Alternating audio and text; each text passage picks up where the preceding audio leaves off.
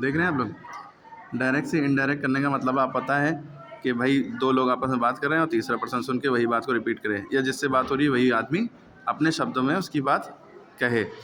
अब जैसे यहाँ पे लिखा है ही सेड टू मी, उसने मुझसे कहा, ही सेड टू मी। अब उसने क्या कहा? You are a scout, you are a scout, जैसे ये सेंटेंस है SCOUT, ठीक है। अब आपको ये याद रखना होता है कि भाई ये जो कॉमा, इन्वर्टेड कॉमा के बाहर वाला पोर्शन होता है, इसमें ये जो है ये रिपोर्टिंग वर्ब होता है। क्या होता है?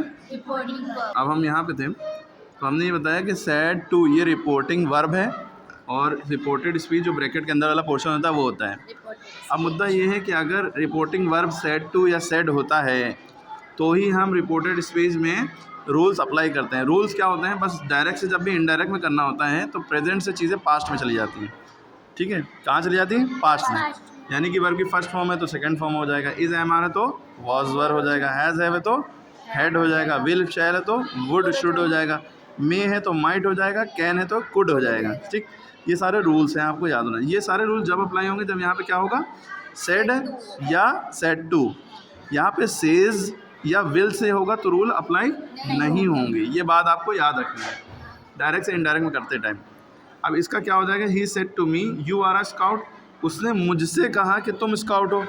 अब हम क्योंकि मुझसे कहा है तो मैं ही फिर इस बात को रिपीट करूँगा। उसने मुझसे कहा कि मैं एक स्काउट था, ठीक है।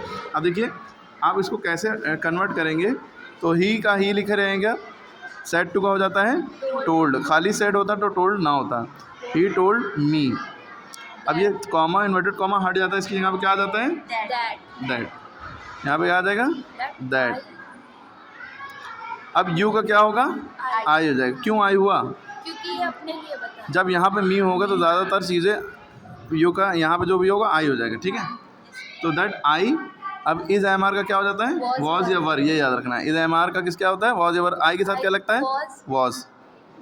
आई वॉज अ स्काउट, क्या? अ scout.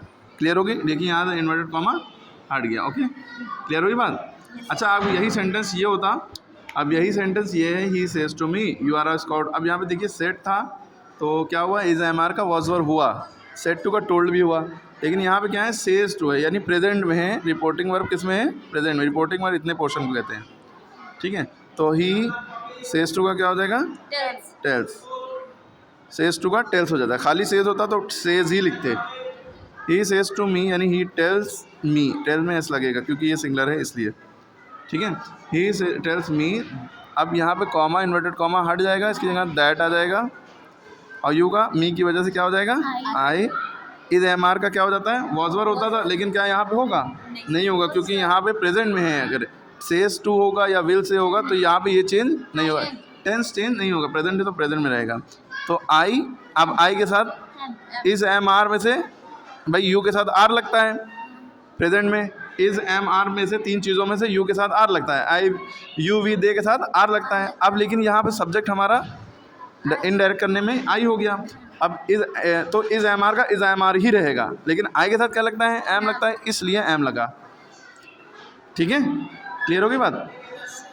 I am a scout. Clear होगी बात? अब एक चीज़ हम यहाँ पे करना चाह रहे हैं कि इसको हम क्वेश्चन बना दें। कैसे करेंगे? अब देखिए यहाँ पे क्या हो गया? क्वेश्चन बना दिया। अब जब हेल्पिंग वर्ब से शुरू होगा, is am are was were do does did has have had will would shall should can could may might, इनसे जब शुरू होगा तो क्वेश्चन मार्क अगर लगा है तो सेट टू को हम टोल्ड में कन्वर्ट नहीं करते हैं। फिर सेट टू को किस में कन्वर्ट करते हैं? आस्क्ड में। पूछ रहे हैं ना, तब आस्क्ड हो जाता है। बाकी ही का ही लिखा रहा, मी का मी लिखा रहा, he asked me.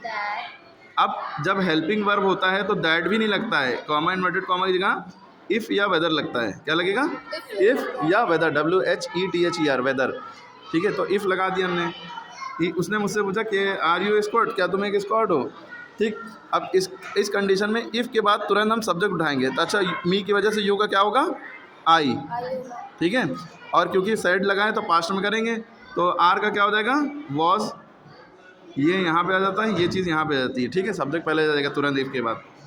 If I was a scout, ठीक है। अब यहाँ पे मुद्दा देखिए, इस तरह के sentence he said to me who are you, इसमें डायरेक्ट हेल्पिंग वर्ब ना होगे, ना इज है, ना आई एम है, ना आर है, ना वाज है, ना वर है, इस तरह की चीज़ों से नहीं शुरू है, मेन क्वेश्चन वर्ड से शुरू हुआ, हु व्हाट व्हेन विच से शुरू होगा और क्वेश्चन मार्क लगा है तो सेड टू का आज तो होगा, ही आस्क्ड मी, ही का he asked me, inverted comma, comma की जगह कुछ नहीं लगेगा, ना दैट, ना वेदर, ना इफ़, कुछ नहीं लगेगा। इफ़ कब लगता है जब खाली हेल्पिंग वर्ब हो, तो इफ़ दैट कुछ नहीं लगेगा और डायरेक्ट खाली हु, ही आस्क्ड मी, अच्छा जब आज लगता है तो टू भी हट जाता है, ही आस्क्ड मी हु, अब डायरेक्ट हु, यू का आई और आर का वॉज, ठीक है, क्लियर हो गई बात, हु आई वॉज। अब जब डायरेक्ट से इनडायरेक्ट बनाते हैं तो क्वेश्चन मार्क हट जाता है, एक्टिव पैसिव में क्वेश्चन मार्क लगा रहता है, ठीक है, उनके रूल थोड़ा डिफरेंट है, क्वेश्चन वाले में क्वेश्चन मार्क लगा रहता है। क्लियर हो गई बात सबको, कोई डाउट?